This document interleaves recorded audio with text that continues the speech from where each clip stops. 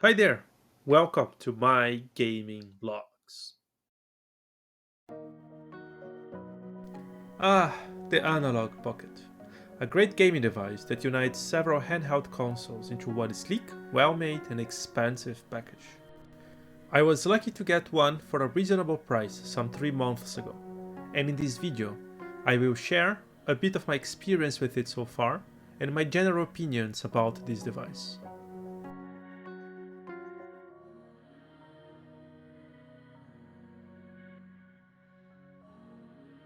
The Analogue Pocket was released on December 2021 by Analogue, a company that specializes in developing new versions of popular consoles from the past. Analogue developed some of the best products in the market for the retro gaming community. They built their own versions of the Super Nintendo, the Sega Mega Drive or Genesis, and most recently the PC Engine. All these versions are extremely well made and built using FPGA instead of software emulation. FPGA stands for Field Programmable Gate Array, and it is a type of integrated circuit that allows it to be reprogrammed after manufacturing, meaning we can change its architecture using programmable logic blocks without the need to redo the chip again. Analog implemented a logical reconstruction of old video game hardware inside the FPGA chip, so they can program an entire Super Nintendo, for example, without having to develop the original hardware. Because the original hardware is re-implemented on the FPGA, the original games can run on it almost as if they are running on the native system. That provides some advantages when compared to software emulation, including no processing delay time and full compatibility with original games. Also, they develop their products using new technology like a reduced power consumption and better visual processing, delivering a full 21st century experience when running retro games. Their console provides native digital output, for example, which allows us to play old video games on new TVs without the use of external upscaling to avoid bad quality signals. The Analogue Pocket is Analogue's take on handheld consoles, and because it is also built based on an FPGA, it can be easily programmed to run different systems, and in my opinion, this is the greatest advantage of this product and what makes it so appealing for a retro gaming enthusiast.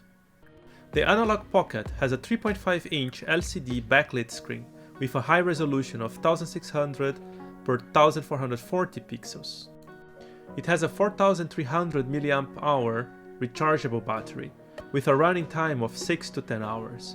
It is recharged using a USB-C and supports a maximum of 18 watts of fast charging, which when used makes it from 0 to 100% battery in around 2 hours. It even has a Game Boy Link cable port allowing to play multiplayer games using two devices. The Analogue Pocket was originally released in a traditional black and white color, but over the past years it also appeared in special colorful editions, transparent editions, and even a glow-in-the-dark one.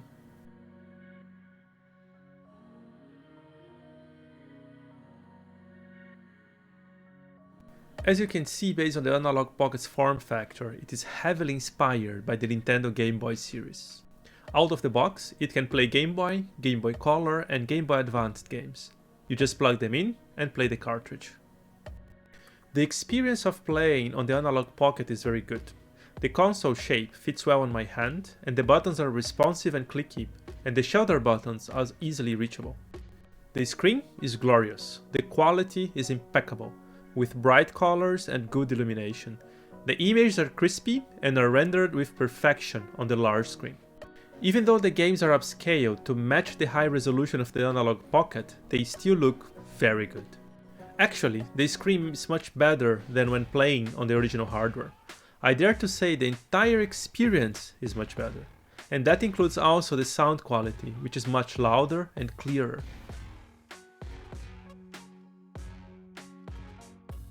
The Pocket has also a 3.5mm audio jack and supports wired headphones and earplugs. The Analogue OS, the operating system of the Pocket, also introduces some welcoming functionalities, such as save states. By using a microSD card, you can use the save states in any game, which helps a lot with older games that have a minimalistic take on the saving experience.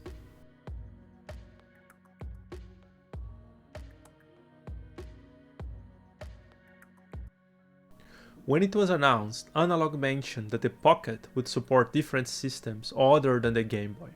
Shortly after, they released a Game Gear adapter that plugs directly on the back of the Pocket.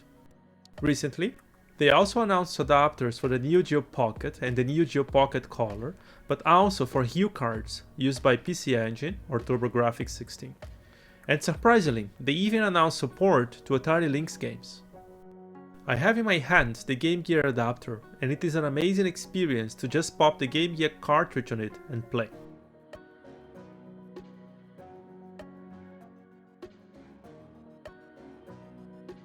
And I have to say, I doubt that any Game Gear mod would get even close to this quality and experience.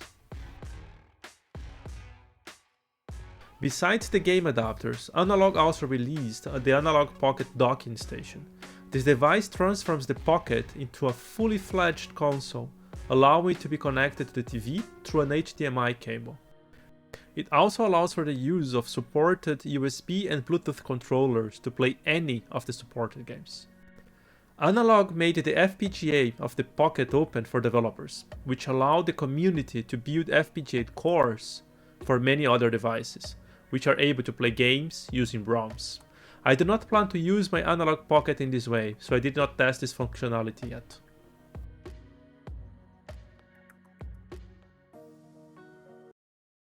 I have been playing Game Boy games since I was a kid in the mid-1990s. I did not, however, have a Game Boy until the early 2010s, and I relied only on emulators to fill my Pokemania cravings. When I got my hands on a Game Boy Color and I had the opportunity to play Pokemon Yellow on it for the first time, I was both excited about it but also quite disappointed, because the image and audio quality I got from emulators were so much better than a real device.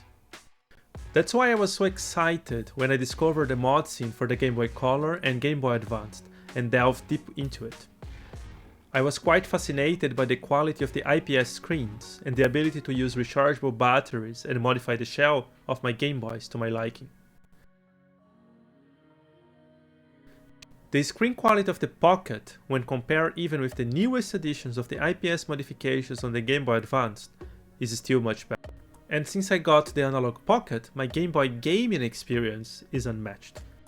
The only negative part of the Analogue Pocket experience that I have to comment is its availability. Over the past years, many hardware manufacturers have been suffering from a shortage of certain components, and Analogue was one of them. To get your hands on the Analogue Pocket is not so easy. Analogue releases them in pre-sales waves in their website, and the time between the pre-sale and the delivery of the devices can be quite high. Combined with a super expensive delivery fee, especially when delivering outside of the US, access to the Analogue Pocket can be complicated. This is of course the best market for scalpers who are selling the Pocket, in particular the special editions, at a much higher price on eBay. Said that, once I had access to my Analogue Pocket, I could not stop recommending it. The better screen quality, combined with the save states, the docking capability, and the compatibility with other handheld devices, makes it, in my opinion, the best handheld device we have access to so far. Well, that's it from my side today. I hope you liked this video and see you all next time.